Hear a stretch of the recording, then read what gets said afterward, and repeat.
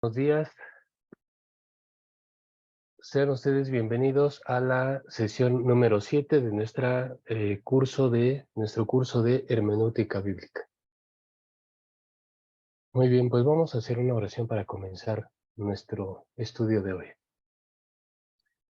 Te bendecimos, Padre nuestro que estás en el cielo. Te pedimos que nos acompañes en esos momentos, que seas propicio conforme a la necesidad de cada uno. Acompáñanos con tu Espíritu, Señor. Y regálanos de tu amor y de tu presencia. En el nombre de Cristo Jesús te lo pedimos. Amén. Muy bien. Pues empezamos ya al final de nuestra sesión del día viernes pasado a mirar algunos ejemplos de la escritura y hacer un discernimiento sobre los elementos que están contenidos allí. Revisamos algunas cuestiones de fondo que tienen que ver con la revelación, con qué es la Biblia, con la inspiración. Y hoy vamos a continuar un poco con algunas cuestiones teóricas acerca de la hermenéutica, pero también vamos a retomar el análisis que ya comenzábamos a hacer en ese día. Y bueno, yo espero que poco a poco, al paso de estas sesiones, se vaya cambiando un poco quizá los aspectos o las expectativas que nosotros teníamos sobre un contenido del curso. Ofrecimos una herramienta de soporte que es el libro de Hermenéutica Bíblica de José M. Martínez, y voy a pasar a ustedes otros libros más, pero la conveniencia de esperar un poco para los otros libros es justamente revisar aspectos teóricos que nos ayudarán a entender un poco mejor, a hacer más digerible, en este caso, los libros que pasaré posteriormente a ustedes. Muy bien, pues vamos a retomar entonces. En la consideración en la consideración de cualquier estudiante de la Biblia, cualquier persona que haga un ejercicio hermenéutico, tiene que aprender poco a poco, y esto se hace con la práctica, a aprender a discernir en el texto bíblico cuáles son los elementos que lo constituyen. Y ya lo iniciamos haciendo el viernes pasado, y hoy vamos a retomar ese aspecto, pero conviene que repasemos algunas cuestiones teóricas acerca del quehacer hermenéutico. Así es que voy a correr las diapositivas para ubicarnos en la parte que quiero comenzar a comunicarles el día de hoy. Muy bien.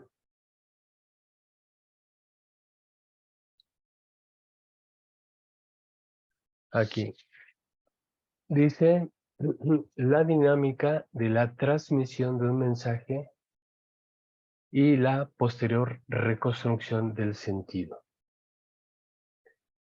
El texto, habíamos dicho que el texto ya representa muchas cosas. Cuando nosotros vemos nuestro texto escrito, debemos considerar que ese texto ya, tal y como está escrito, representa muchísimas cosas.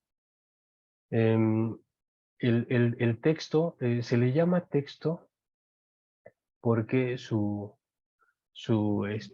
la palabra de donde proviene el texto significa un entramado. La alusión de fondo para nuestros textos es justamente esa imagen de el tejido de las telas, y cómo los hilos se van uniendo unos con otros hasta formar un tejido.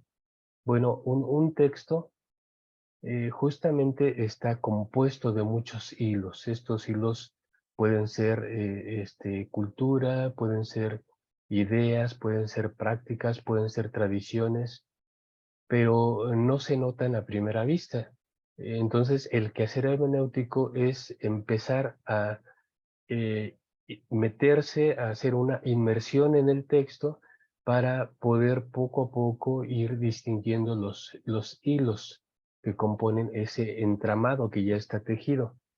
Bueno, en este ejercicio de sumergirse en el texto, hay por supuesto una dinámica. La dinámica es una palabra que indica una acción constante. Es decir, el texto, como dicen algunos especialistas, el texto es un ente vivo. Nosotros pensamos que por el hecho de quedar escrito, fijado, ya quedó fijo, ya quedó el escrito, pensamos que no se trata, que se trata de algo ya ahí terminado, acabado, ¿no? Y que queda con un significado latente para poder descubrir. Aunque hay un poco de verdad en ello, los lingüistas y los hermeneutas dicen que el texto, que siempre debe considerarse el texto como un ente vivo. Y si es un ente vivo, entonces hay una dinámica. El lector o la persona que se acerca a ese texto entra en una dinámica con ese ente vivo. Entonces, cuando hablamos aquí de dinámica en la transmisión de un mensaje, estamos aludiendo al ejercicio hermenéutico de entrar en un diálogo con el texto. El mensaje que ahora ya tiene forma de texto, porque antes fue mensaje oral y antes fue evento en sí, ahora ya tiene forma de texto, pero no deja de tener ese antecedente tras de sí. Es decir, no se elimina su parte de oralidad y no se elimina su parte de interpretación del evento. Y cuando aquí tenemos y la posterior reconstrucción del sentido, hablamos de que el texto aguarda a este diálogo. Entonces, la persona que entra en este diálogo, poco a poco va a ir reconstruyendo el sentido. Y este es un ejercicio eh, también dinámico, porque el lector, ya lo hemos enfatizado en varias ocasiones, el lector también tiene su propio trasfondo. El lector también constituye un entramado de ideas, de tradiciones, de expectativas, de creencias, etcétera. Entonces el lector entra a este diálogo, a este dinamismo del diálogo con el texto, pero asumiendo que también él mismo es un texto. O sea, nosotros, en ese sentido, en el sentido hermenéutico, nosotros también somos textos. Nosotros podemos ser leídos, leídos de acuerdo a cómo hemos crecido, nuestra formación académica, nuestro contexto familiar.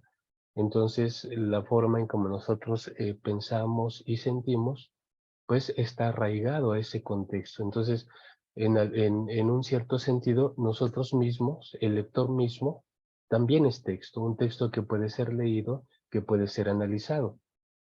Bueno, entonces aquí tenemos, vamos a seguir un poco desarrollando esta cuestión de la transmisión del mensaje como texto y la reconstrucción del sentido, que es el ejercicio de lectura. Muy bien, dice, vamos a seguir el flujo de los recuadros aquí. Dice el autor que es realmente la interpretación del evento. Dice, tanto si el autor es testigo directo o indirecto. Esta es una de las cosas que debemos tener en cuenta cuando nosotros nos acercamos a estudiar un pasaje de la Escritura. Una de las primeras preguntas que debemos hacernos es, el libro que estoy leyendo y el autor que está detrás de ese libro, ¿se trata de un testigo directo o de un testigo indirecto? Vamos a poner un ejemplo de esto. Tenemos en la escritura canónica, en el Evangelio, los evangelios canónicos, tenemos 4 versiones: Mateo, Marcos, Lucas y Juan. De estos 4 evangelios, 2 fueron escritos por testigos directos, que en este caso sería el Evangelio de Mateo y el Evangelio de Juan. Y dos de esos evangelios fueron escritos por testigos indirectos, es decir, hablamos de Marcos y de Lucas. Pero curiosamente, de estas 4 versiones del evangelio, el primero en escribirse es el Evangelio de Marcos. Y el Evangelio de Marcos tiene una cualidad muy especial porque el Evangelio de Marcos recoge ya una tradición entre oral y escrita que se ha dado en llamar la fuente Q. Y esta fuente Q no solo sirvió en el análisis que se ha hecho del Evangelio y la formación del mensaje del Evangelio, se ha descubierto que esta fuente común, este documento que por supuesto nunca se ha encontrado, pero que es perfectamente asumible que existió, que estuvo allí, que sirvió de base para lo que hoy conocemos como los evangelios sinópticos. Entonces es muy curioso cómo Marcos es el primer evangelio en escribirse, pero de un testigo indirecto del evento. Y cuando nos referimos al evento, nos referimos, por supuesto, a Jesucristo y todo su trabajo ministerial aquí en la tierra. Entonces, Marcos recoge esta fuente común, la utiliza para elaborar su evangelio y posteriormente Mateo y Lucas utilizarán la misma fuente Q de Marcos y es probable que también alguna eh, copia del evangelio para construir sus propias versiones. Y por eso se les llama sinópticos, porque sinóptico viene de la voz griega, de la palabra griega, que es mirada de conjunto. Y cuando uno hace una mirada de conjunto, entonces uno ve lo parecido que son en su material interno, estos 3 evangelios, Mateo, Marcos y Lucas. Entonces, hay autores que son testigos directos y eso les da cierta ventaja porque pudiéramos decir en una situación lógica, les da mayor fidelidad para recoger el mensaje, ¿no? Y plasmar el mensaje en un texto escrito. Pero esta fidelidad que pudiéramos llegar a pensar que tiene, que pudiera tener la ventaja de un testigo directo sobre uno que no lo es una cuestión relativa, porque tenemos un autor indirecto, que en este caso, como ejemplo, sería el apóstol Pablo.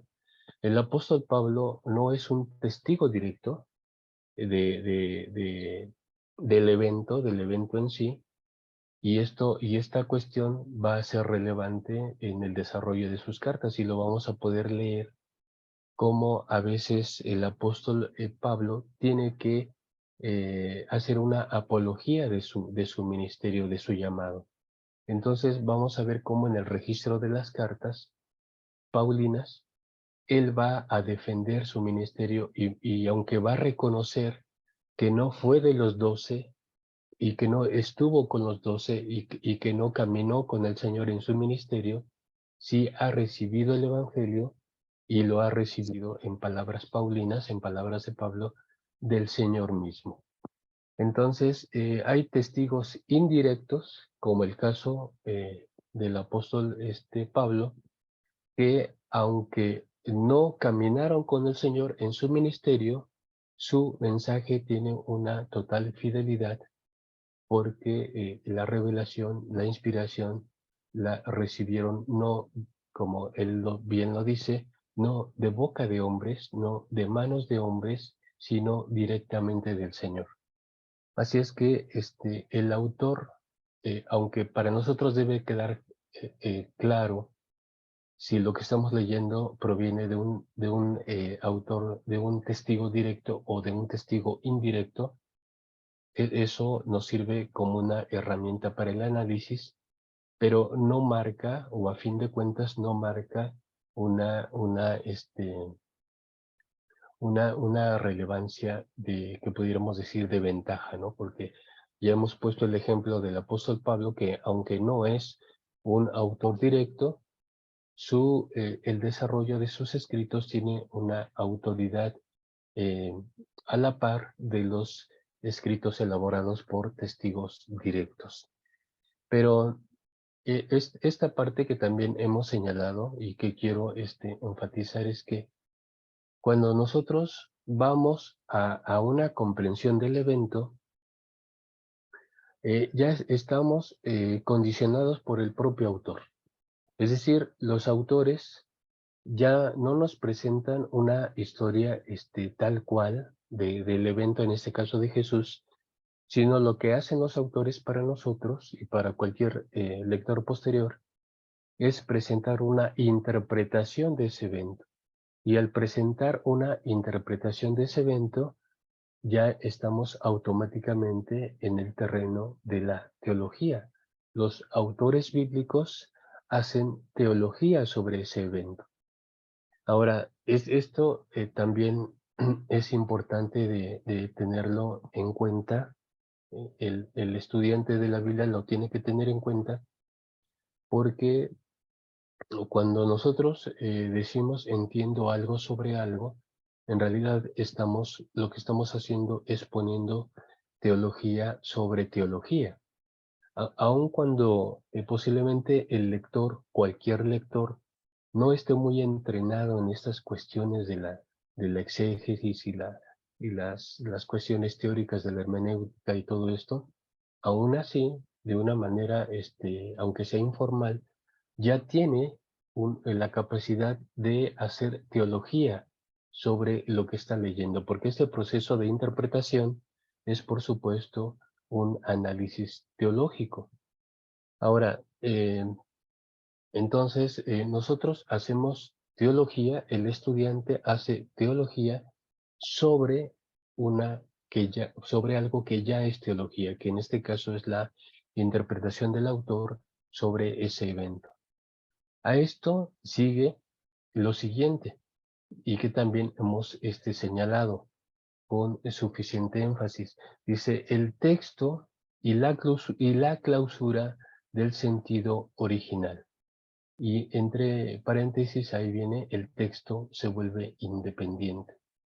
Eh, Cuando nosotros nos toca, como un ejemplo lo estoy señalando, cuando nosotros nos toca exponer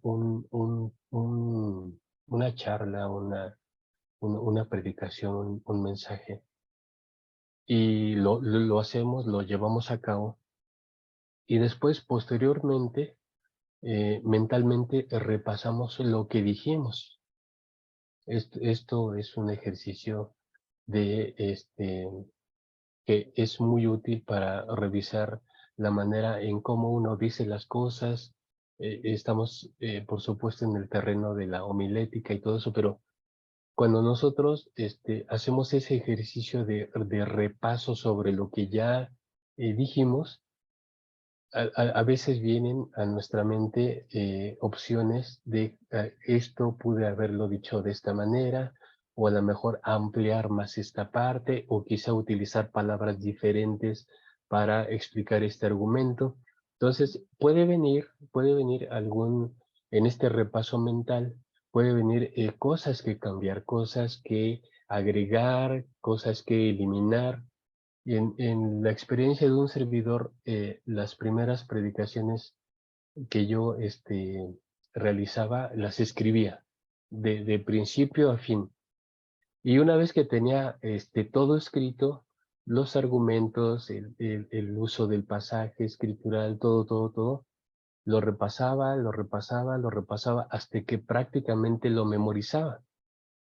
Y esa era mi manera de garantizar que yo no me fuera a ir por otro lado o a estar divagando en cosas ajenas al texto. Entonces, una manera de garantizar eso era escribirlo hasta donde sea posible, memorizarlo, y cuando llegaba el momento, pues transmitirlo, porque siempre le ganan a uno la cuestión de los nervios, y los nervios hacen que algunas cosas se olviden, y en fin, ¿no? Entonces, pero una vez que uno ya dice las cosas, una vez que uno ya dio su mensaje, ya el mensaje cobra autonomía, cobra independencia. Entonces, aquello que pudiéramos agregar, quitar, etcétera, ya solo lo hacemos en nuestra mente. Quizá si tenemos una segunda oportunidad de predicar el mismo mensaje, quizá con otros oyentes, con un auditorio diferente, solamente será allí cuando ya hagamos los cambios respectivos, los ajustes que hayamos creído convenientes. Pero en el momento y con el auditorio que nosotros externamos el mensaje, ese mensaje ya quedó así, se quedó en la mente de los escuchas, y los escuchas hicieron su propio trabajo de interpretación, y ellos entendieron desde su propio contexto lo que nosotros quisimos comunicar. Fíjense que esta es una cuestión muy interesante, porque por lo menos una de las cosas que a mí me han servido para tener este ejercicio de comparación sobre lo que se dice, y cómo eso que se dice ya cobra total autonomía, ha sido la experiencia que en algún momento he tenido como escritor de escuela sabática. Uno escribe, uno prepara la lección, la estructura, y la deja ahí lista para que ya después venga el trabajo de edición y de eh, mm, impresión. Este, y después uno, porque me ha tocado, o me tocó en algún momento escribir, y después ser maestro de la escuela sabática en el sábado fulano, en alguna congregación, exponía esa lección que había sido escrita. Y es muy interesante, porque cuando uno atraviesa por esa fase primero de escritor y después de expositor, entonces uno en el desarrollo de la lección, uno se da cuenta cómo que las deficiencias que pudo haber tenido el escrito, pero esto ya por cuestión comunicativa, que debió reducirse, que debió ampliarse, que incluso cosas que debieron cambiarse, pero eso uno no lo sabe hasta el momento que uno está exponiendo.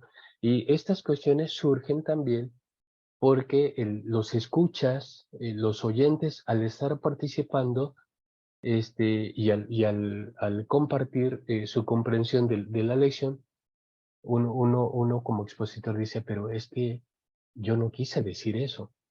Y lo que el hermano está entendiendo es una cosa diferente que yo no había contemplado, pero qué bueno que lo está poniendo así, o que lo está señalando así, porque eso enriquece la comprensión original del texto o de la lección. Bueno, eso sucede, son fenómenos que suceden en el proceso de transmisión de un mensaje. Pero si hablamos del texto bíblico, lo pusimos solamente como un ejemplo. En el texto bíblico, los especialistas se han percatado de esta cuestión, de que cuando el texto finalmente ya queda escrito, cuando Marcos publica su evangelio, utilizamos el término publicar también en un sentido relativo, pero cuando Marcos publica su evangelio, el evangelio cobra autonomía, cobra independencia. Y todo lo que Marcos pudiera pensar en su mente que le faltó, que le sobró, o que debió ser reenfocado, eso ya no lo puede hacer. El texto queda así tal cual, y el autor entonces se aleja de su texto. Eso es lo que Severino Croato ha señalado como la primera distanciación. El autor compone su escrito, elabora ese texto, se publica, se empieza a circular entre las comunidades, y el texto cobra autonomía.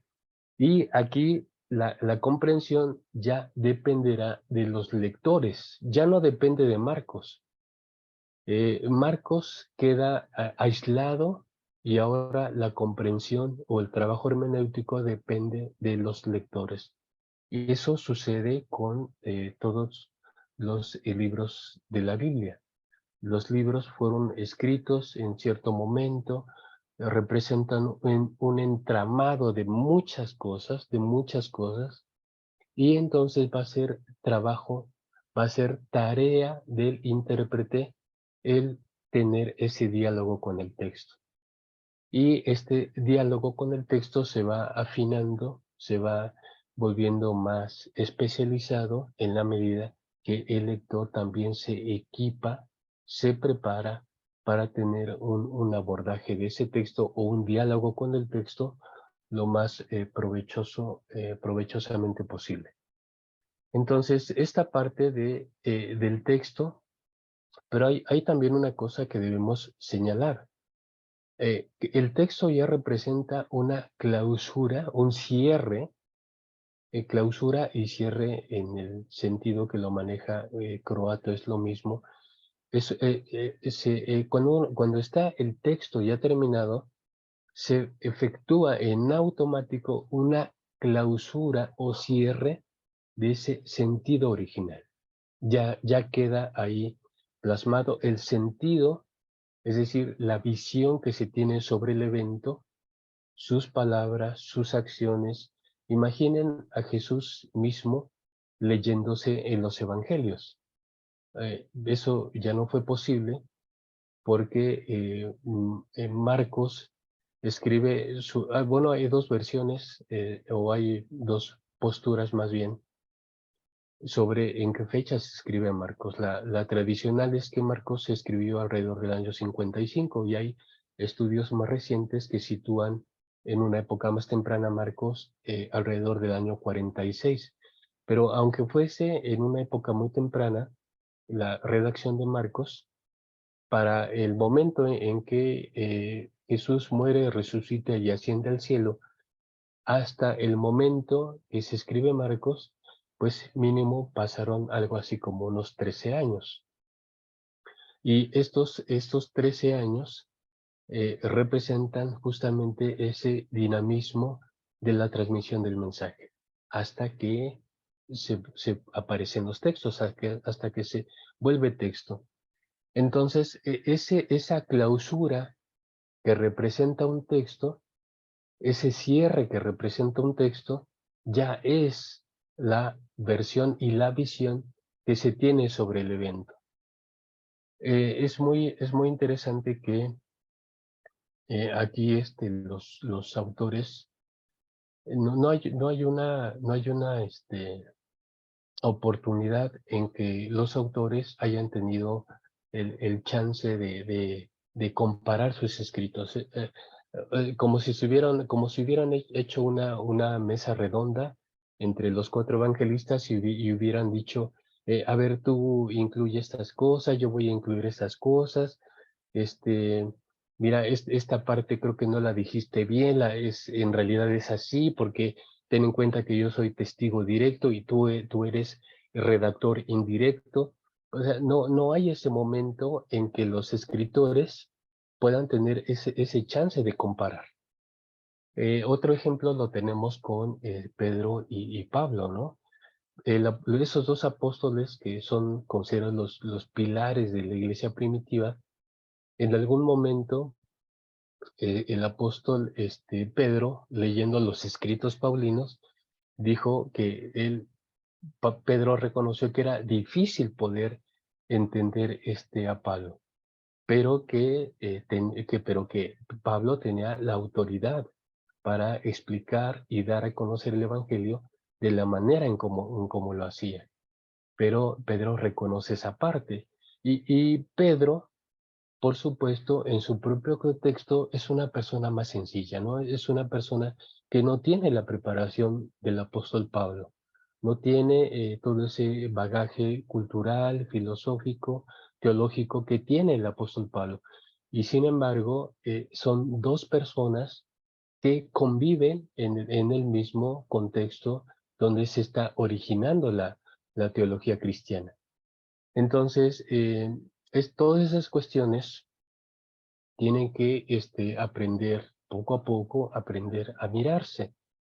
Y una manera en cómo uno lo empieza a mirar es justamente teniendo un acercamiento a los textos, leyendo y releyendo aquello que ya está allí. Y uno entonces poco a poco empieza a hacer este tipo de conexiones. Entonces, el texto ya como es transmitido a nosotros, como ya queda en el canon, en el cuerpo escritural, entonces ya tiene por sí mismo una clausura de sentido. Ese sentido se cierra y lo que había que decir sobre el evento ya no se puede cambiar. Ya quedó fijado, quedó cerrado y entonces ya será tarea del lector posterior. Ahora, una de las cosas también para tener en cuenta, porque nosotros somos lectores muchísimo tiempo después, es lo siguiente. Dice aquí el tercer recuadro, si seguimos el flujo, dice el lector original y el horizonte común de comprensión original. Los autores, y esto es algo que tenemos que también reconocer, los autores bíblicos no escriben, jamás lo hicieron pensando en lectores como nosotros. O sea, lectores del siglo XXI, ellos nunca tuvieron eso en cuenta. Todos los autores, tanto del Antiguo como del Nuevo Testamento, escriben para sus lectores inmediatos. Son mensajes que están ubicados y cuyo propósito es responder a las situaciones de vida de los lectores inmediatos. Entonces, aquí también tenemos justamente este señalamiento de los lectores originales. Hay que tener en cuenta a los lectores originales. En el ejercicio que empezamos a realizar el viernes pasado, esto estaba ya ahí también, lo estábamos asumiendo. Hay unos lectores originales y esos lectores originales también están condicionando al autor, porque al transmitir su mensaje, el autor tiene que ponerlo en palabras y con ejemplos que entiendan sus lectores originales. Por ejemplo, el texto que ya estábamos trabajando, ¿no? Que dice que uno de los argumentos era que el uso del pelo largo es más propio de las mujeres que de los hombres. Incluso decía, porque para los hombres es vergonzoso dejar crecer el cabello. Entonces, estas cuestiones ya nos indican que hay un horizonte común de comprensión original y que hay unos lectores originales. Entonces, esa es una de las cuestiones también hermenéuticas muy esenciales e importantes, porque es lo que nos ayuda a determinar o a tener esta referencia de qué es cultura, qué es lo que corresponde a ese contexto, a sus creencias, a sus tradiciones, a sus expectativas, todo, y qué es lo que, y siendo cultura, qué es lo que se queda allí y qué es lo que viene para nosotros como mensaje o como paradigma, ¿no? Lo que utilizamos ese concepto de paradigma referido a aquellos principios universales, aquel mensaje universal que trasciende el tiempo y el espacio y es lo que llega a nosotros. Y a veces, por eso es importante señalar esta parte, hay un lector original y hay un horizonte común de comprensión original. El tener en cuenta esos elementos tan esenciales nos ayudan a hacer este juego de discernimiento, que es cultura, que corresponde a ella época en argumentos, en tradición, en creencias, porque el mensaje está, imaginen como un molde, el mensaje como un molde, el mensaje está vertido en un molde contextual, que es lo que condiciona al lector original y su situación de vida original, y responde para ellos, porque lo señalamos eh, bien, que el autor no está pensando en los lectores del siglo XXI. El autor no está pensando en aquella iglesia en México, en Argentina, en el siglo XXI, que va a estar leyendo también su texto. Obviamente un texto ya traducido en una versión determinada, pero el lector no está pensando en eso. Entonces, por eso la manera en cómo el lector escribe es para sus lectores originales que tienen situaciones vitales originales, es decir, el contexto común de comprensión. Eso conviene tenerlo muy en cuenta para que el ejercicio de interpretación no sea traernos el paquete completo.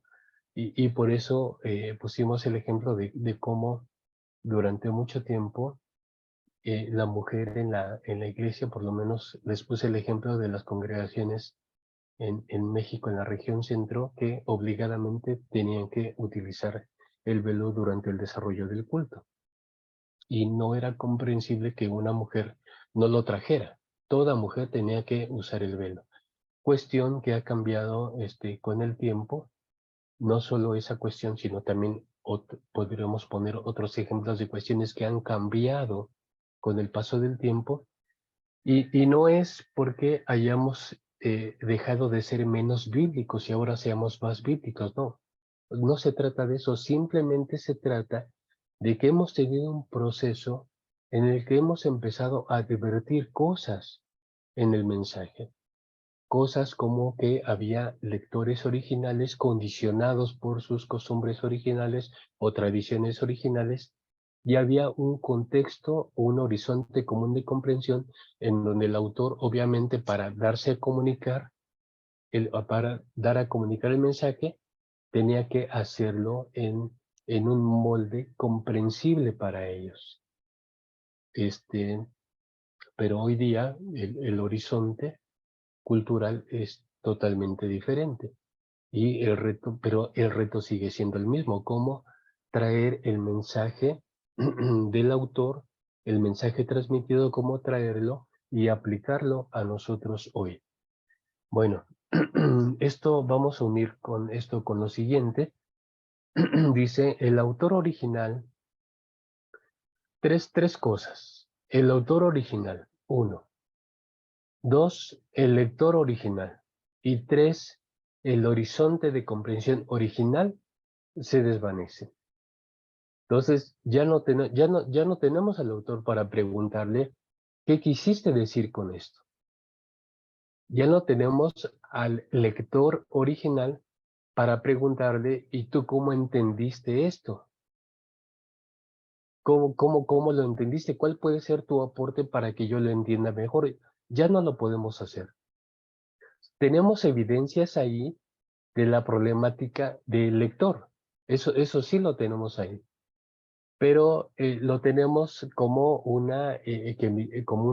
testimonio que vuelve a enfatizar que el mensaje original es transmitido a un lector original. Entonces, en eso constituye el mensaje.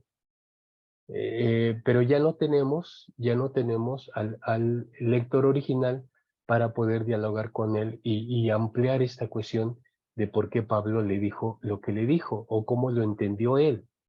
Bueno, no tenemos ya entonces al lector, al autor, no tenemos al lector original, pero tampoco tenemos al horizonte de comprensión original.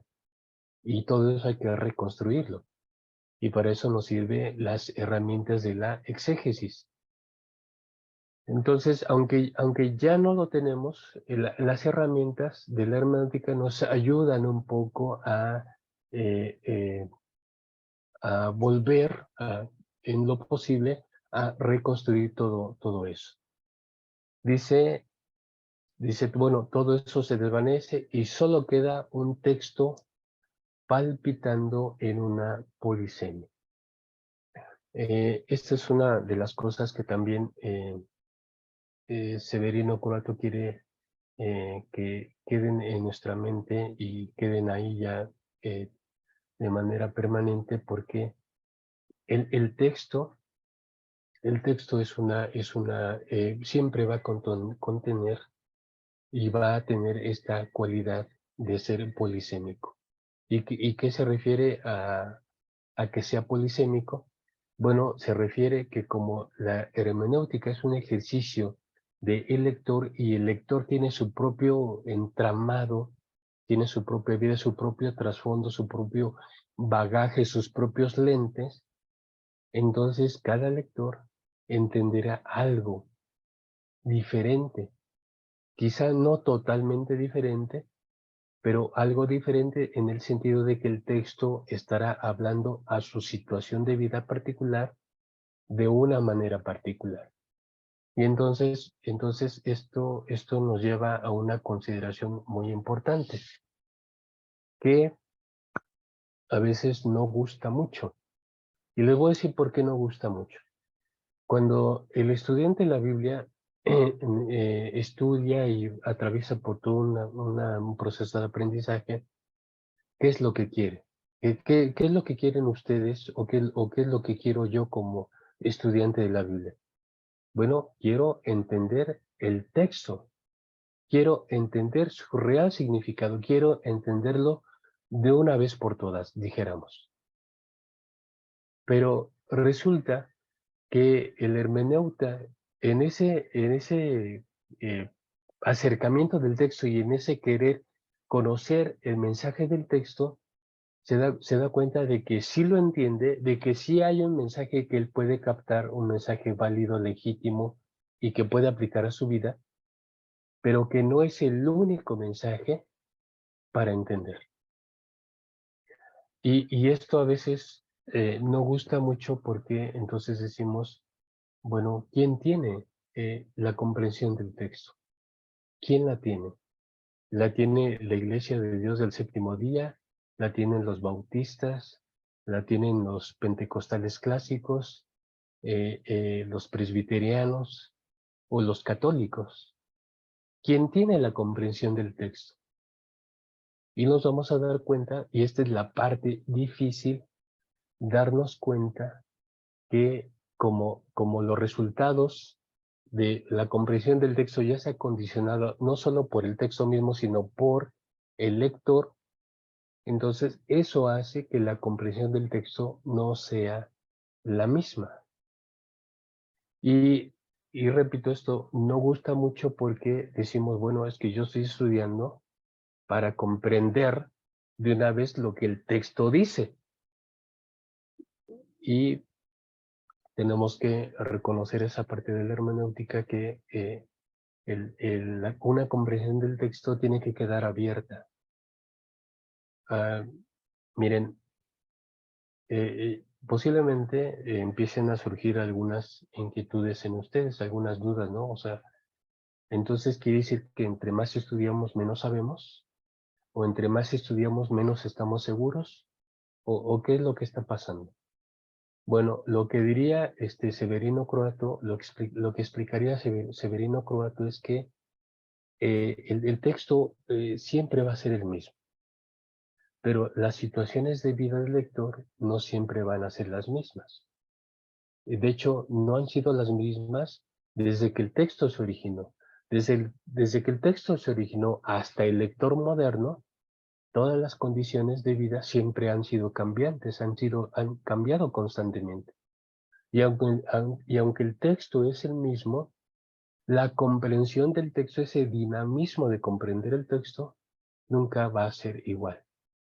Y entonces la palabra de Dios, el texto le dirá y responderá a las necesidades del lector. Bien, si fue en el primer siglo, a finales, si fue en el segundo o el tercer siglo, o si es en el siglo XXI, siempre habrá una comprensión diferente. Y esto que pudiera en algún momento resultar decepcionante porque se supone que estudiamos, estudiamos, estudiamos para tener ya la última y final comprensión del texto. Pero déjenme decirles, hermanos, que no es así. De hecho, después de nosotros vendrán otras generaciones con otro entramado, con otra situación de vida, con otro contexto diferente al nuestro, y ellos también abordarán el estudio bíblico. Y ellos tendrán su propia comprensión de lo que necesitan saber del texto.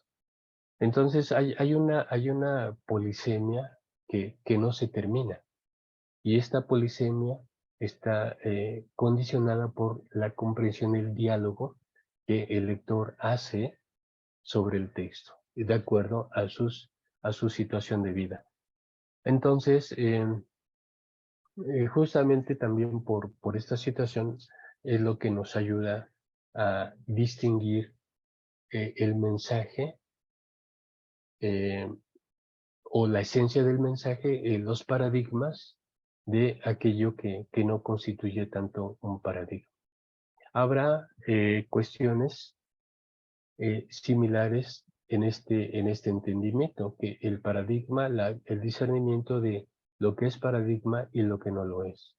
Creo que ahí se mantendrán eh, vínculos con otros lectores, pero la aplicación, no lo duden ustedes, que será un poco diferente, porque esta aplicación responderá a las necesidades de la generación que en ese momento esté abordando o estudiando el texto, que hoy nos toca a nosotros, y hoy nosotros haremos las aplicaciones de acuerdo a nuestras necesidades particulares, pero después habrá de ser de otra manera.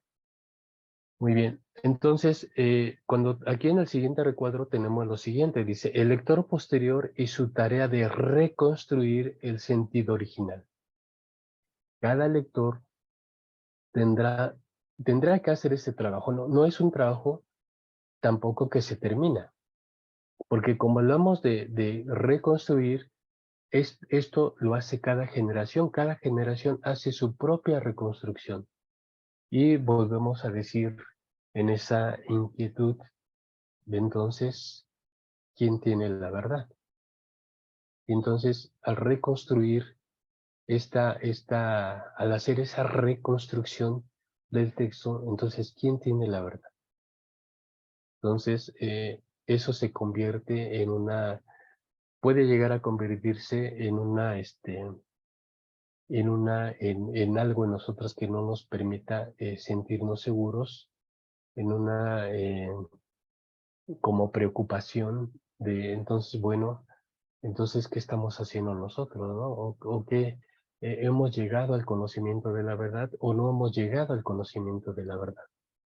Y desde el punto de vista hermenéutico, cada lector llega al conocimiento de la verdad, sí lo hace, pero toma para sí la parte de la verdad que contesta su situación vital. Entonces, aunque sí tiene un acercamiento a la verdad, con mayúsculas, a la verdad, es decir, al mensaje, sí tiene este acercamiento con la verdad, va a tomar la parte de esa verdad que responda a su situación. Y entonces, aunque todas las generaciones nos hemos acercado a la verdad, cada generación ha tomado la parte de esa verdad que necesita y la ha aplicado. Entonces, en ese sentido, es una reconstrucción válida, legítima y útil, porque tomamos para nosotros, de ese sentido original, tomamos para nosotros la parte que necesitamos. Ahora, yo creo que hoy más que nunca, y con el despertar de las ciencias bíblicas, nuestra reconstrucción del texto y todas sus condiciones culturales, ideológicas, etcétera, es mucho más firme, mucho más sólido que antes. Ahora, gracias a todo este boom de las herramientas de estudio, de los instrumentos de análisis, créanme que se convierte, los trabajos exegéticos se convierten en un ejercicio muy sólido de comprensión del texto. Pero esto no deja de lado que de esa verdad que nosotros descubramos, tomaremos la parte que para nosotros sea necesaria. Eso va a ser un hecho. Pero de que hoy día conocemos o tenemos un acercamiento al texto, un acercamiento metodológico al texto mucho más sólido que antes, eso no lo duden ustedes. Pero, repetimos, tomaremos la parte de la verdad que conteste a nuestra situación vital. Y por último, y este será el arribo para nosotros, por último, nuestro arribo, dice construcción de un nuevo horizonte común de comprensión entre el texto y el lector. Finalmente, el quehacer hermenéutico termina en esta parte, ¿sí? Construir un nuevo horizonte. Ya tuvimos acceso al horizonte original. ¿Cuál era su problemática? ¿Qué debilidades ellos tenían? ¿Qué argumentos empleaban? Etcétera. Tenemos un acercamiento y un dominio, un cierto dominio del contexto original. Pero ese contexto original ya no es nuestro contexto. Nosotros estamos llamados como hermeneutas a distinguir nuestro propio contexto, a construir nuestro propio horizonte común de comprensión. Ellos tuvieron su diálogo con el texto, tuvieron su diálogo con los autores, pero ahora, cuando todas las condiciones han cambiado, ahora nosotros tenemos que tener nuestro propio diálogo. No, que no va a ser el mismo porque las condiciones ya han cambiado. Que sí tenemos comprensión de su problemática, sí. Y es probable que en algún sentido esa problemática la volvamos a reproducir nosotros, sobre todo cuestiones que tienen que ver con la convivencia y la comprensión de las cosas, ¿no? Voy a poner un ejemplo en 1 Corintios 11. El apóstol Pablo los recrimina acerca de cómo celebran la cena del Señor, que es un total desastre, es un desorden absoluto. Ahora, ¿cómo hacemos nosotros nuestra cena del Señor?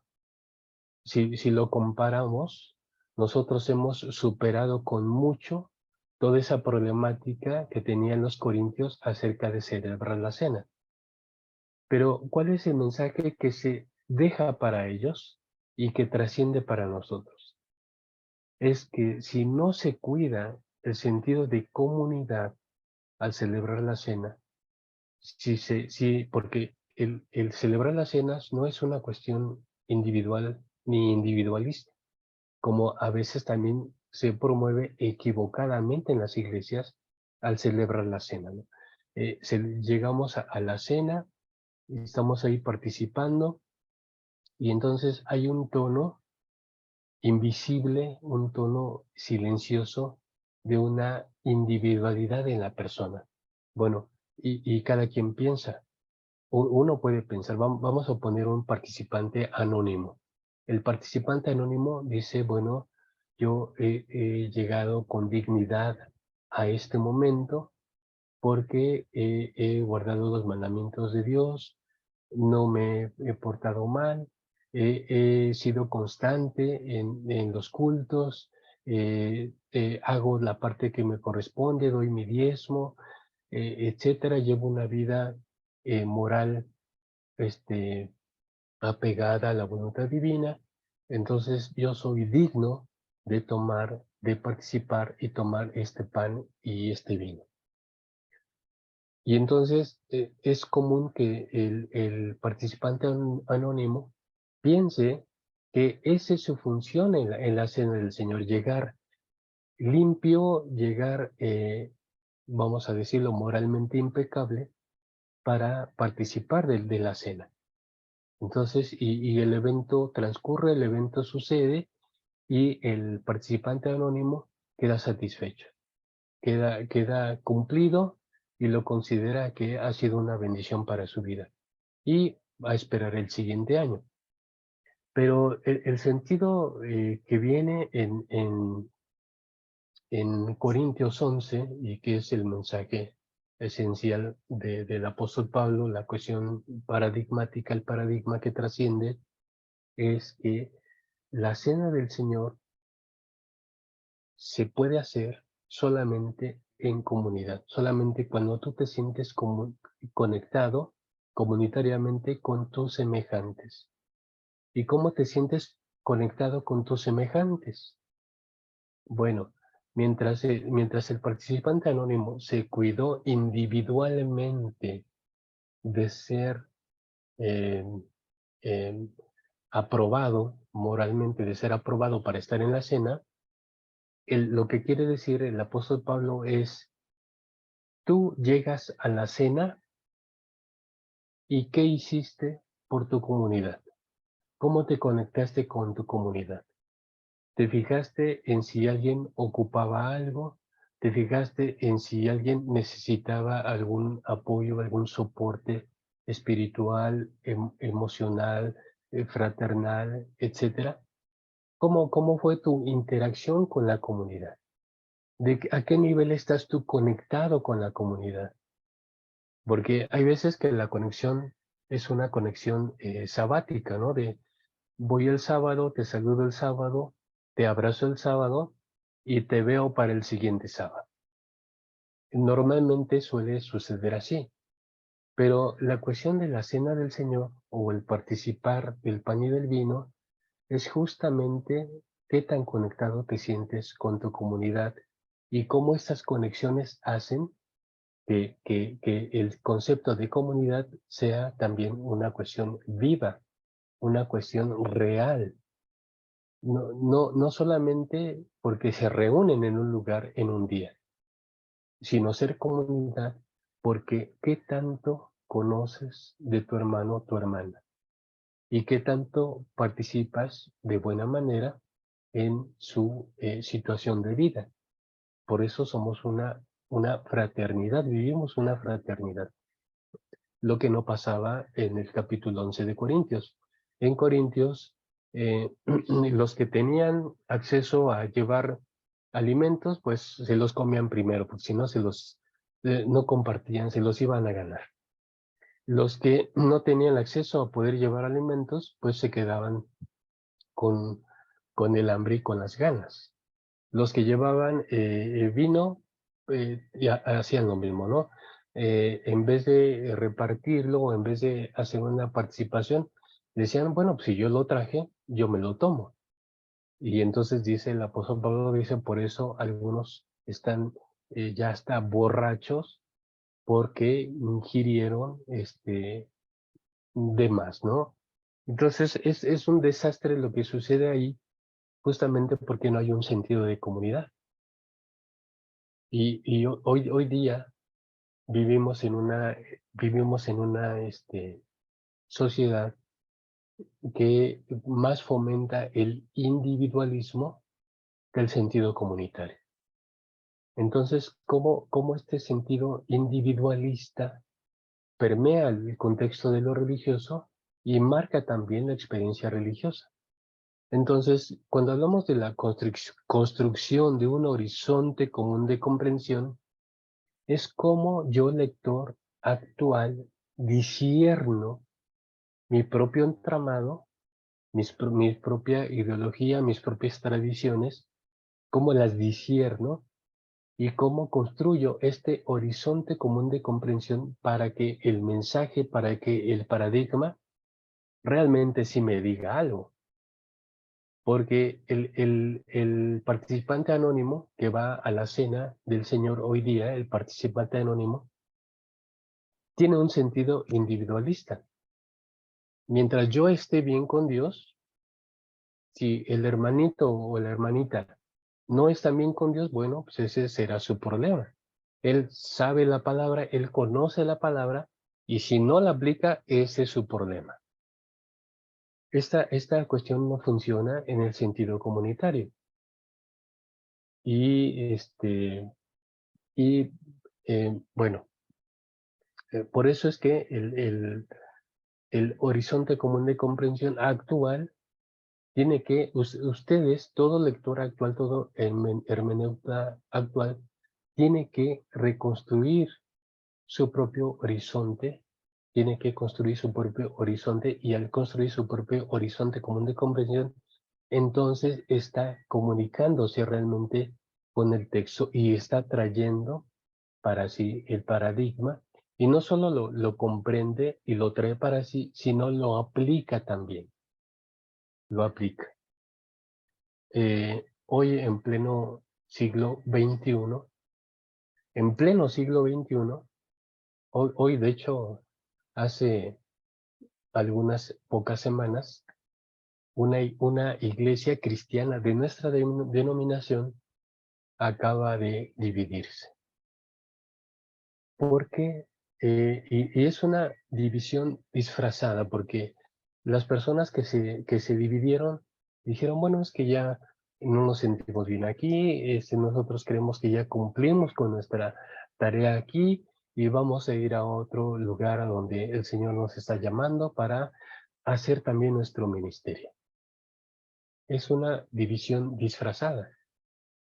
Pero la pregunta interesante es, ¿cómo siguen ocurriendo estas cuestiones en el siglo XXI, donde se supone que entendemos mejor el sentido de comunidad, donde se supone que entendemos mejor el texto bíblico, donde tenemos mucho mayor conocimiento de las herramientas de comprensión bíblica? ¿Por qué siguen sucediendo estas cosas? Bueno, justamente porque los lectores actuales hay cosas que omiten de su acercamiento al texto, cosas que se omiten voluntariamente y que se disfrazan de otra cosa, pero que ah, son a- a- están atentando contra el sentido de comunidad. Y bueno, los hermanos se fueron, ya están en otra congregación, ya fueron presentados en otra congregación. ¿Y qué sucede? El pastor que lo recibe dice, pues ya tengo más feligresía, ya gané más feligresía. El pastor que los vio irse, dijo, bueno, pues es que ya no se sentían a gusto, ya teníamos problemas, y antes de que los problemas crezcan, entonces es mejor cortar por lo sano, decimos por acá, y bueno, pues si ellos querían, si ya no se sentían bien aquí, pues pues tienen libertad para ir a otro lugar. Todas estas cuestiones que están ahí y que se mueven ahí no son bíblicas, no son el sentido de ser iglesia, y nada tienen que ver con la comunidad. Entonces, pero esto que viene aquí es una cuestión de responsabilidad. Somos responsables para construir un horizonte común de comprensión tal que nos ayude a seguir aplicando el paradigma. Porque si sucede lo que sucede y somos cristianos y somos bíblicos, pero seguimos haciendo las cosas que hacían en la problemática iglesia de Corinto, entonces, a pesar de 21 años de testimonio, pues seguimos cometiendo los mismos errores, ¿no? Entonces, ¿qué es lo que buscamos y qué es lo que hace todo esto? Bueno, produce responsabilidad. Tenemos que ser más responsables en la medida que conocemos todo esto, tenemos que ser más responsables. Eh, eh, dice incluso una de las sentencias del Señor en su ministerio cuando andaba por ahí en su ministerio itinerante, dijo, no os hagáis entre vosotros muchos maestros, sabiendo que ellos tienen mayor responsabilidad.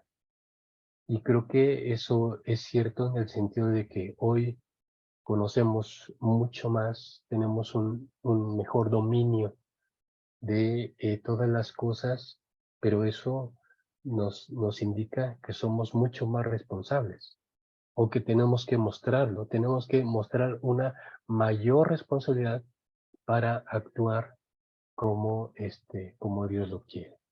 Bueno, dice, voy a pasar a lo siguiente, dice, el riesgo de la tarea hermenéutica, dice, dogmatizar una clausura de sentido.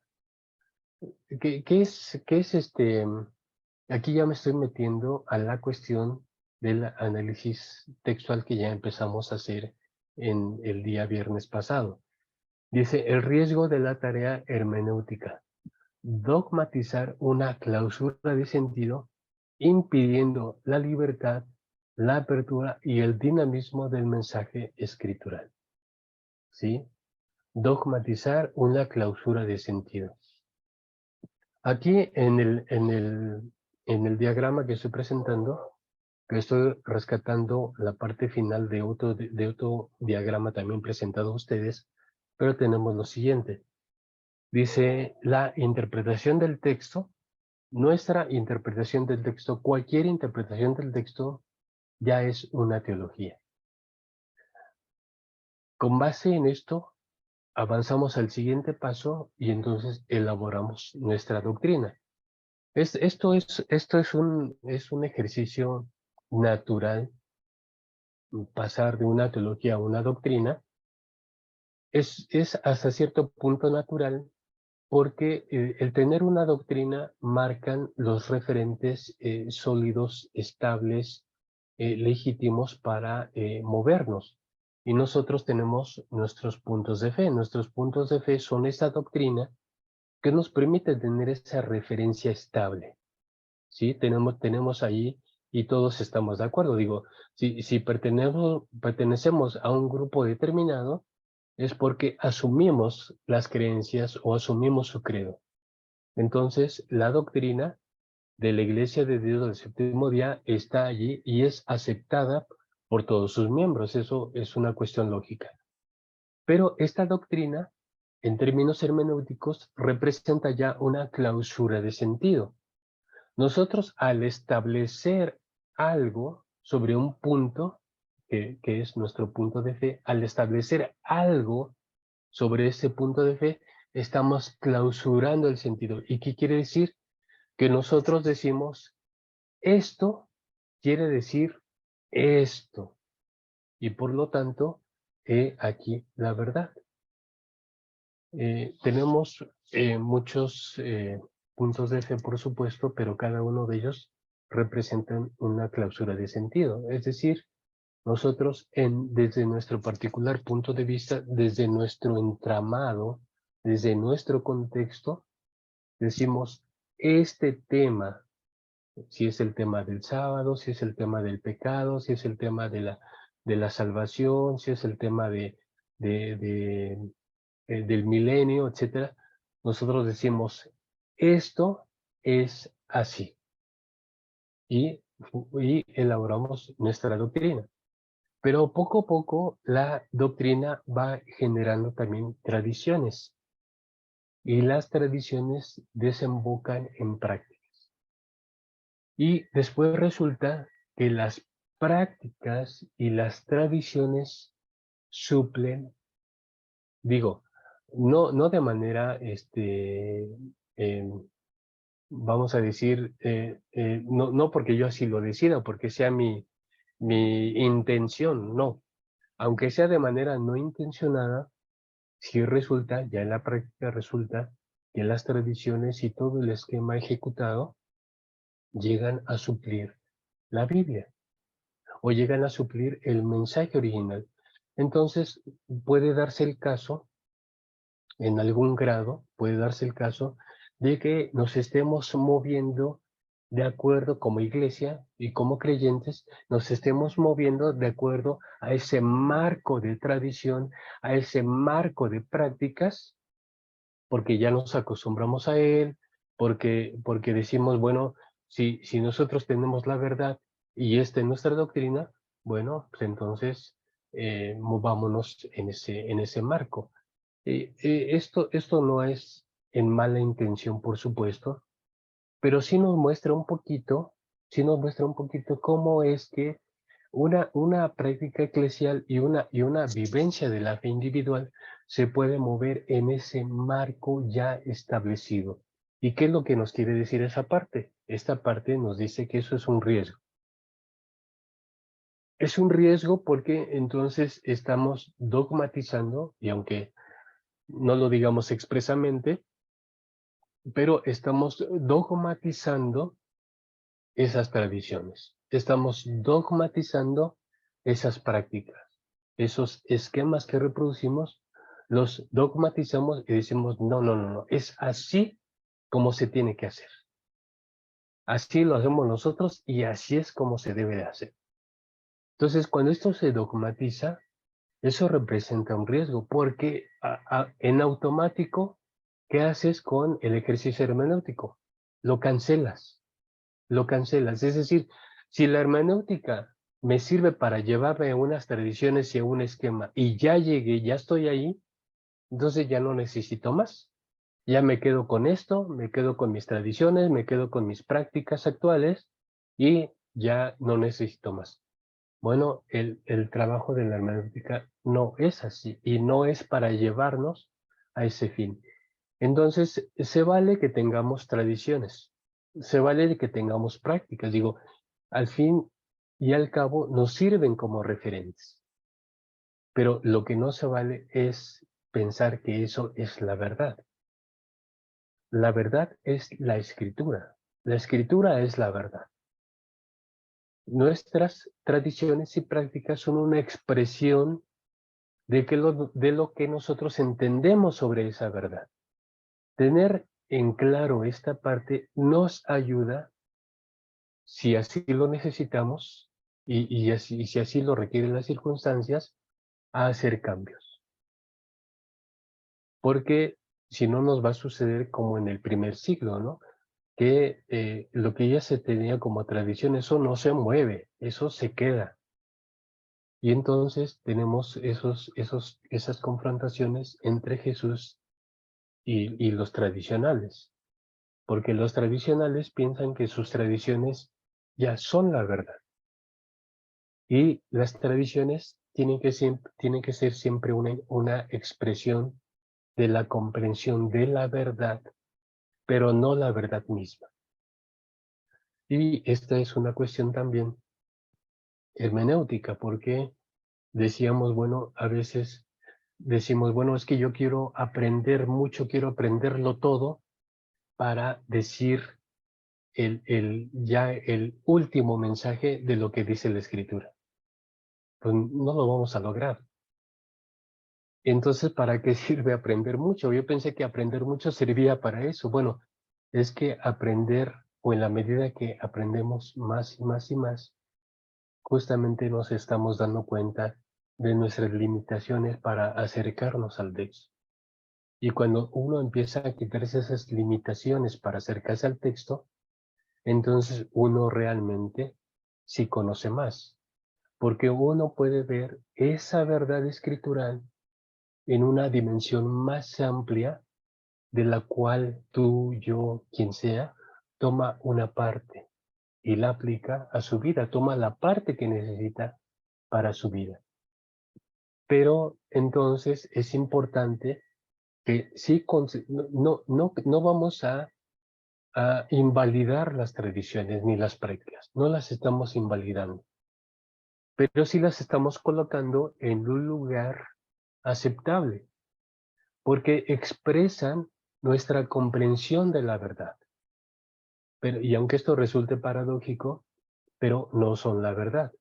Son una expresión de lo que yo entiendo, de lo que yo comprendo sobre esa verdad.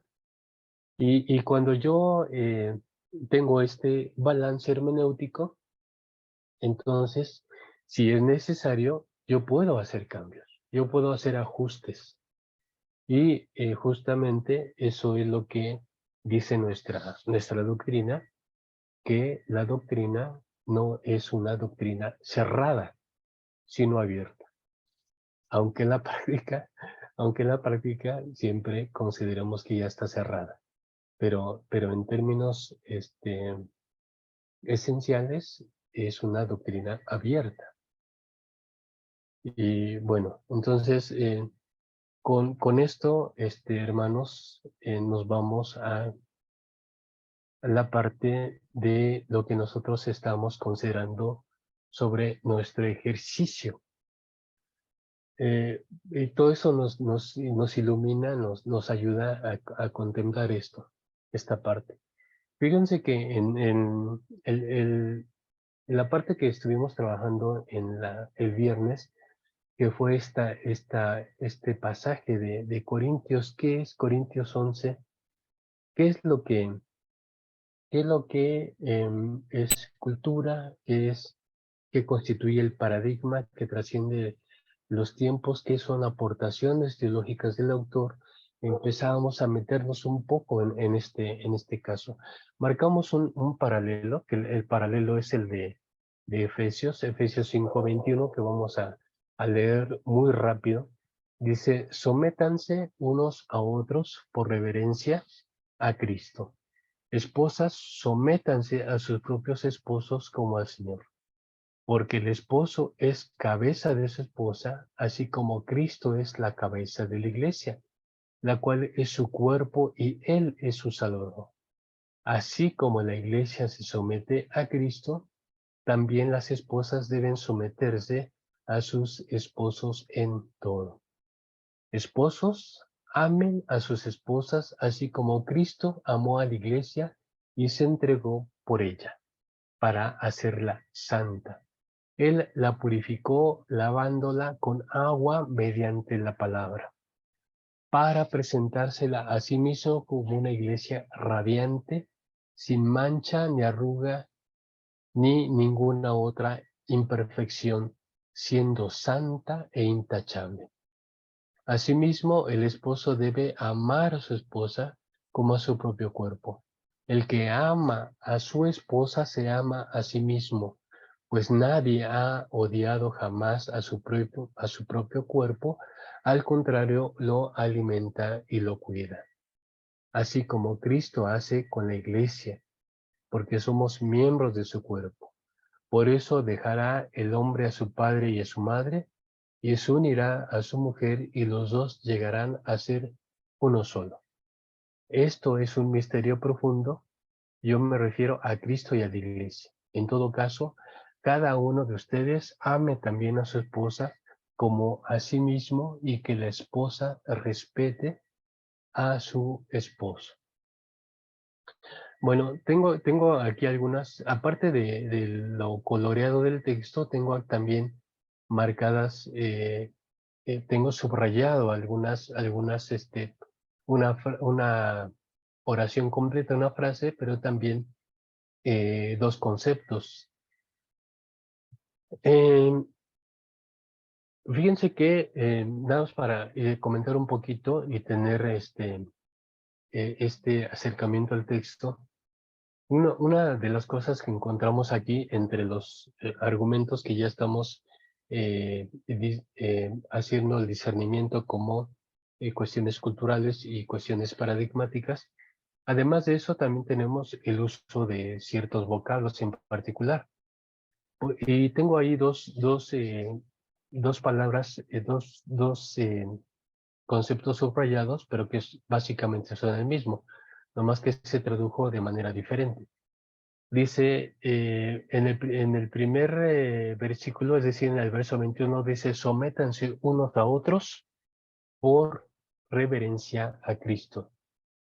Y aunque aquí en particular se tradujo la palabra fobeo por reverencia, vean ustedes cómo se traduce de una manera diferente en el verso 33, donde dice, en todo caso, cada uno de ustedes ame también a su esposa como a sí mismo y que la esposa respete. Respeto y reverencia es lo mismo. Respete, que es la misma palabra griega, fobeo, a su esposo.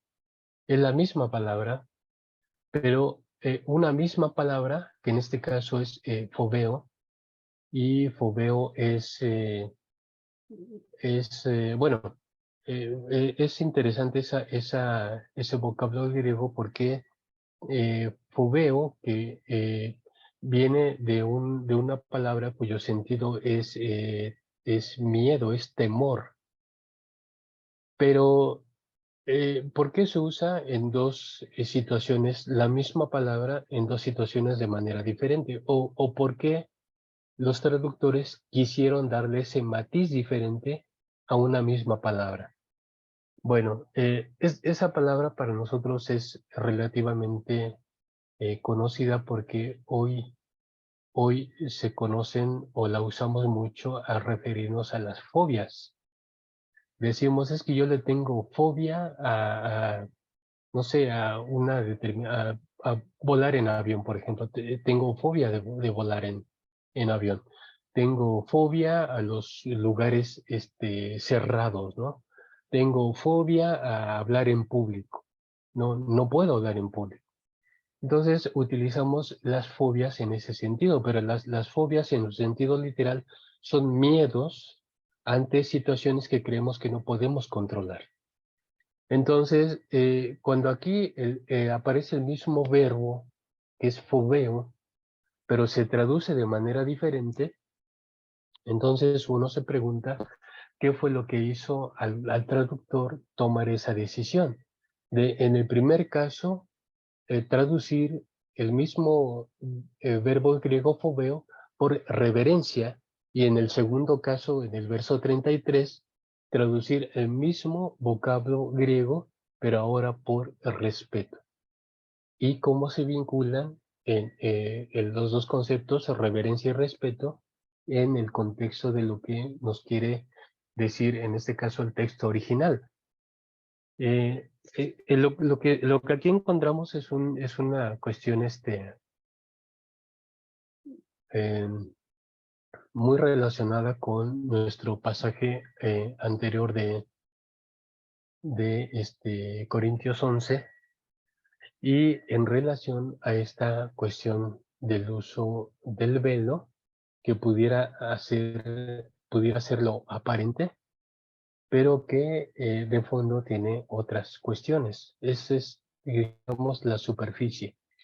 En este otro caso de Efesios, qué es lo que es la superficie? Bueno, la superficie la constituyen las relaciones en el matrimonio, es la superficie. Pero ¿qué es lo que está de fondo? Entonces, sumergirnos en lo que está de fondo, nos damos cuenta que otra de las cosas interesantes que se utilizan aquí es un pasaje escritural del Antiguo Testamento. Dice el verso 31, Efesios 5:31, dice, por tanto dejará el hombre a su padre y a su madre y se unirá a su mujer y los dos llegarán a ser uno. Es una cita directa, prácticamente literal, de Génesis 2:24, donde también dice, por tanto dejará el hombre a su padre y a su madre y se unirá a su mujer y serán una sola carne. Y uno se pregunta, aunque el contexto es un contexto de procedencia y dependencia, si es procedencia y dependencia en el contexto de lo teológico, tenemos a Cristo y a la Iglesia. Pero si es procedencia y dependencia en un contexto netamente humano, pues entonces tenemos a Adán y Eva. Y tenemos aquella vieja pregunta de qué es primero el huevo o la gallina. ¿Qué tiene que ver con esto? Bueno, tiene que ver con esto el sentido de el manejo de las relaciones en el matrimonio y el concepto de la autoridad. Porque la palabra someteos que es es una palabra compuesta, pero en griego es hupotazo, y que es un término que es propio de los contextos militares. En los contextos militares, ustedes saben que el soldado no tiene ni voz ni voto. El soldado hace lo que su general le señala o lo que su jefe inmediato le señala. Este, es interesante cómo esa palabra proveniente de un contexto militar se utiliza o tiene uso en este contexto de de lo familiar, del contexto de las relaciones entre un esposo y su pareja, entre la pareja, ¿no? El esposo, el marido y la mujer. Entonces, y es complementado, esta cuestión es complementada con la cita veterotestamentaria de por eso dejará el hombre a su padre y a su madre y se unirá a su mujer, y llegarán a ser uno solo, una sola carne. Eh, el, Parece sencillo, pero en realidad tiene su propia complicación. Y una de las cosas para en el ejercicio hermenéutico es hacer preguntas. Hacer muchas preguntas porque esas nos ayudan a ubicar la intención allí. Entonces, una de las preguntas, entre otras, que podríamos hacer es ¿por qué se cita, por qué se introduce o por qué se fija un texto del Antiguo Testamento en esta parte y un texto, y eso nos llevaría a otra pregunta relacionada. La primera es, ¿por qué el autor quiso introducir un pasaje del Antiguo Testamento para que iluminara esta cuestión de las relaciones de pareja? Eso nos lanza a la segunda pregunta, también totalmente necesaria, es por qué esta sentencia está dada en un contexto o fue puesta en un contexto donde se marcan los orígenes de la raza humana. Em, si pensamos que bueno, quiero hacerles una pregunta y una pregunta que espero que sea interesante para ustedes. Dice, este texto que dice, por tanto, dejará el hombre y a su padre y a su madre y se unirá a su mujer, es una sentencia, es una idea, eh, es un consejo, o como lo queramos llamar, es una verdad que cabe más en un contexto de monogamia o en un contexto de poligamia. ¿Dónde cabe más este pasaje? Porque si empezamos a hacer preguntas, tendríamos que empezar a hacer otro tipo de vinculaciones. Cuando se dice, sí, para tener un primer acercamiento, esta frase, por tanto, dejará el hombre a su padre y a su madre y se unirá a su mujer y serán una sola carne, pertenece a un contexto más tendiente hacia la monogamia que hacia la poligamia. Entonces, empezamos a hacer otro tipo de vinculaciones que pudiera ser cuando tenemos en las cartas pastorales los requisitos, el listado de requisitos para quien aspira al obispado.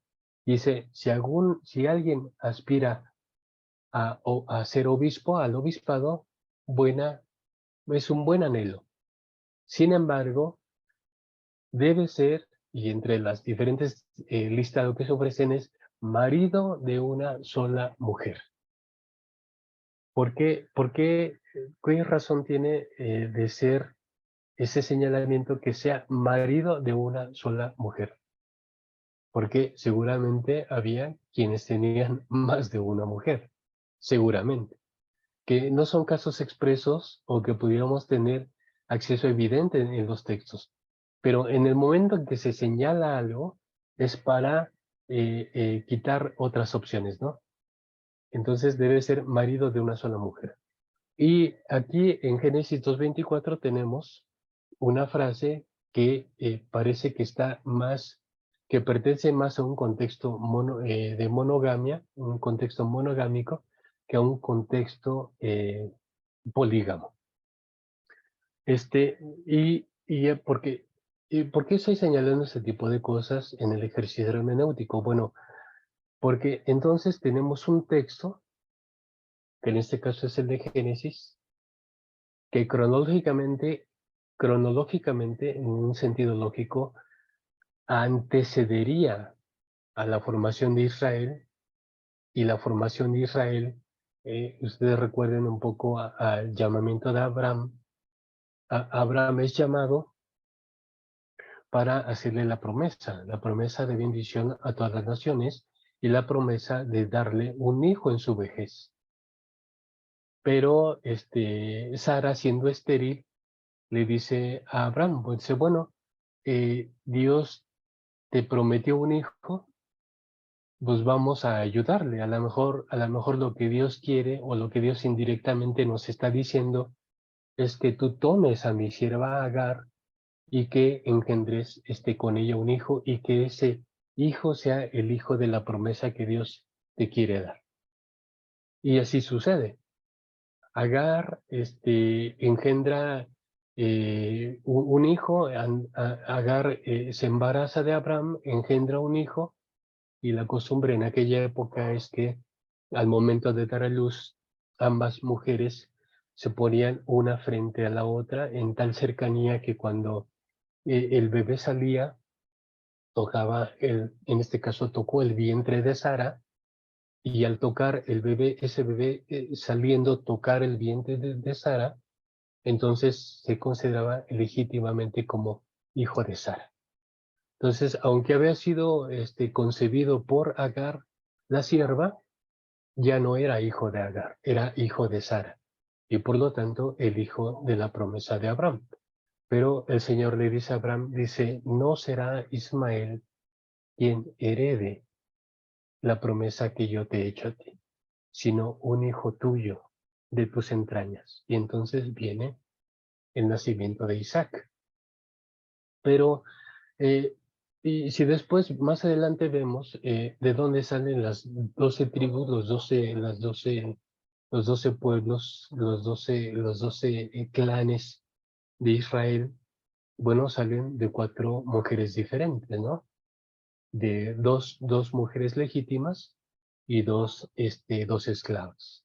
Entonces, esos 12 hijos van a salir de esas 4 mujeres, es decir, un contexto totalmente polígamo. Pero aquí tenemos desde el inicio, desde los orígenes, tenemos, por tanto, dejará el hombre a su padre y a su madre, y se unirá a su mujer, y serán una sola carne. Es decir, un contexto que tiende más hacia lo monógamo. Pero entonces, ¿qué pasó con Abraham? ¿Y qué pasó con Jacob? Ignoraron esta disposición escritural que había sido escrita desde el principio, la pasaron por alto y hicieron lo que su cultura les dictaba. Bueno, aquí tenemos que nosotros saber y considerar que este pasaje, y que de hecho toda esta sección fue escrito en una época posterior, en una época que ya eh, la situación o la experiencia social de Israel ya tendía más hacia la cuestión monógama, que es que la cuestión de poligamia. Pero entonces vuelve a llamar la atención que el autor de Efesios 5 introduzca esta partícula aquí. Por tanto, dejará el hombre a su padre y a su madre, y se unirán, y los dos llegarán a ser una carne, que es lo que poco a poco constituirá una de las prerrogativas cristianas de tener una sola mujer. Ya no más matrimonios polígamos, sino el privilegio y ¿cómo se dice? La promoción o el promover que ahora solamente existan matrimonios monógamos, y que será la visión que a través de la historia tendrá el cristianismo. un matrimonio monógamo, por sobre todo esto, por sobre cualquier otra visión de relaciones de pareja. Entonces, ahora, tenemos esos elementos que vienen a sumar esta cuestión. Tenemos la observancia o lo que ya hemos observado sobre el uso de un mismo vocablo con dos sentidos diferentes, primero como reverenciar y después como respetar. Tenemos el vocablo griego de uso en un contexto militar de sométanse, someteos, es decir, aquello que les ordenen, eso lo tienen que hacer sin decir nada. Lo tienen que cumplir tal y como como se les dice. Pero también tenemos la reflexión teológica. Tenemos la reflexión que es lo que ayuda a iluminar estas cuestiones complejas. Así es que con todo esto que hemos dicho, ¿qué es lo que significaría para nosotros hoy también esto? ¿Qué es lo que significaría para nosotros hoy esto?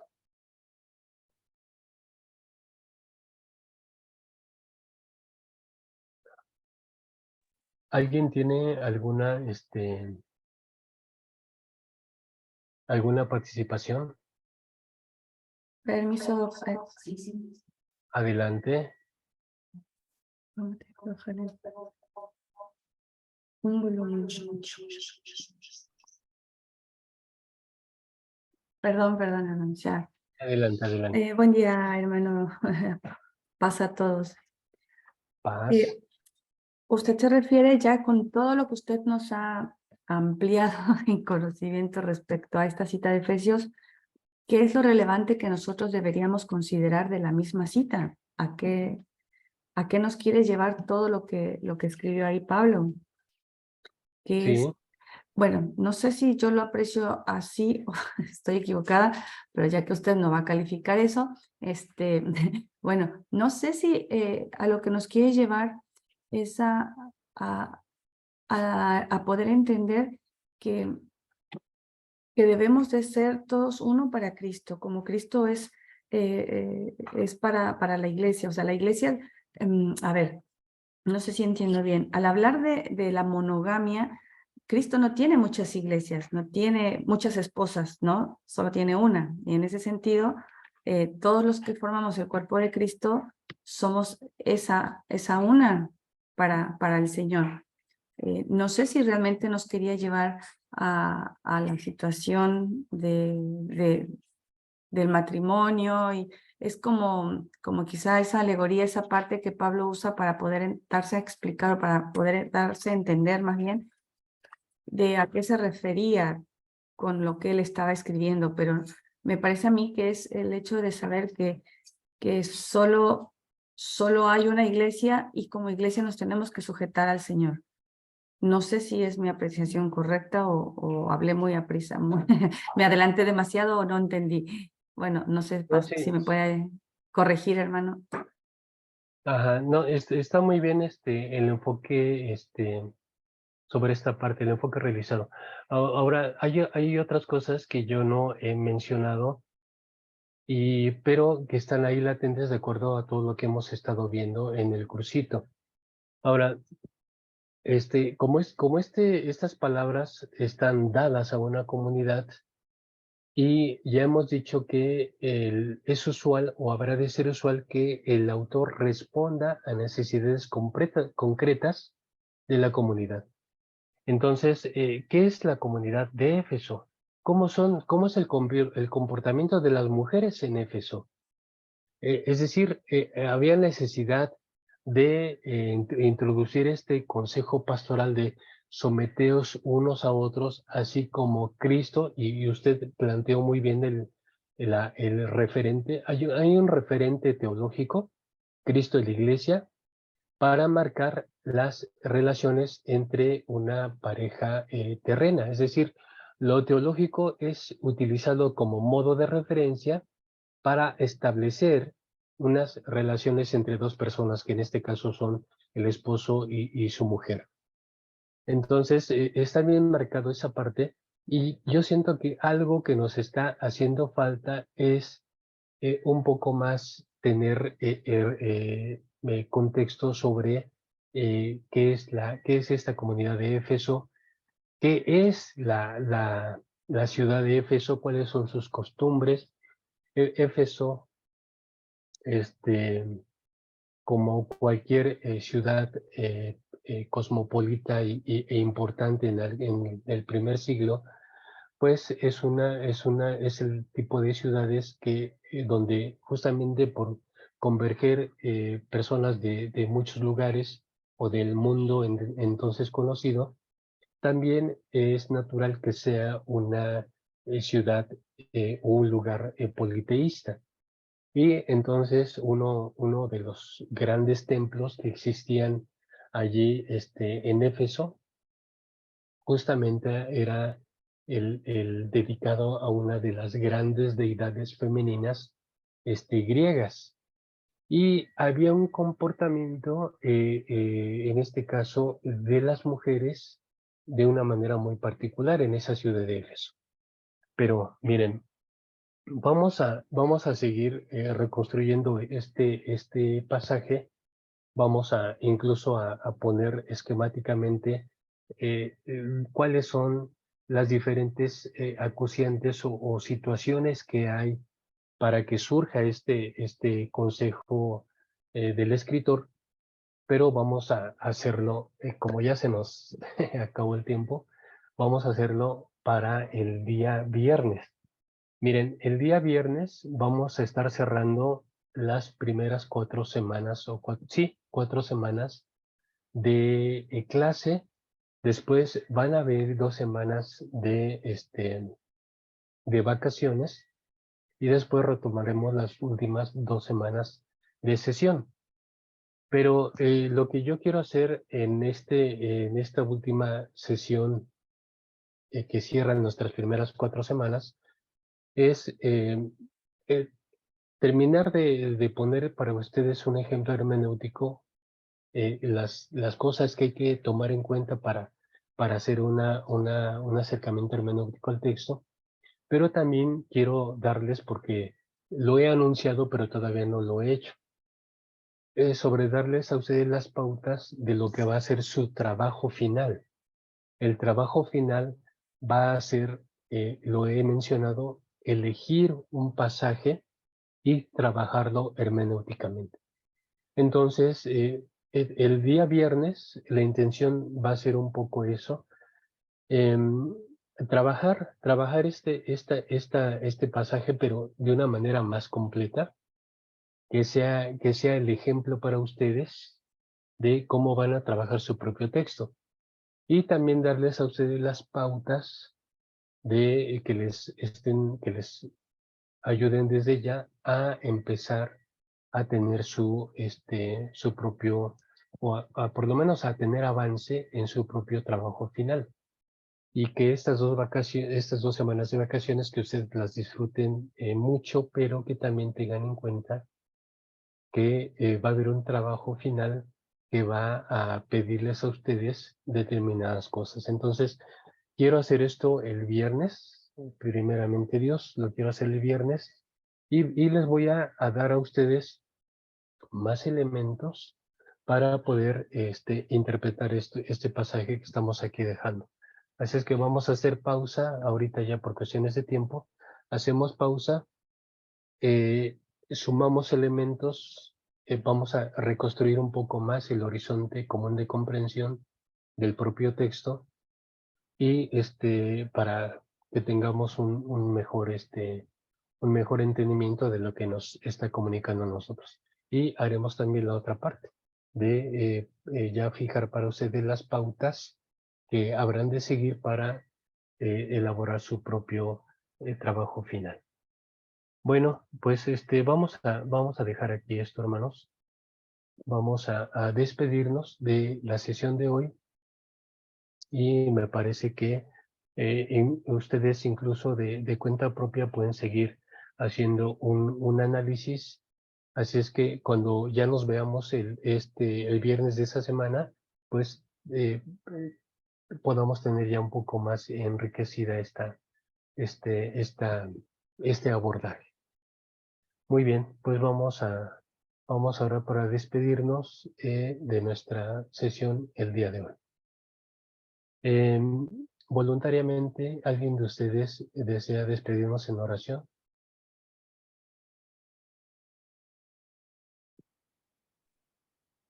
Ora, pastor.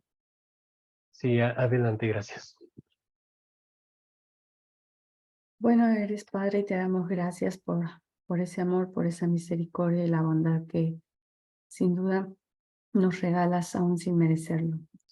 Te bendecimos, Señor, por este tiempo que hemos tenido de estudio, de reflexión, también de meditación, Padre, y queremos rogar que tú puedas quedar con cada uno de los que estamos conectados en esta clase y con todos aquellos que también habrán de verla. Bendice a nuestro hermano Jesús, bendícenos en el transcurso de nuestro día a todos y permite, Señor, que tu voluntad sea hecha en nuestras vidas. Para honra y gloria de tu nombre, te lo pedimos en el nombre de Cristo Jesús. Amén. Amén.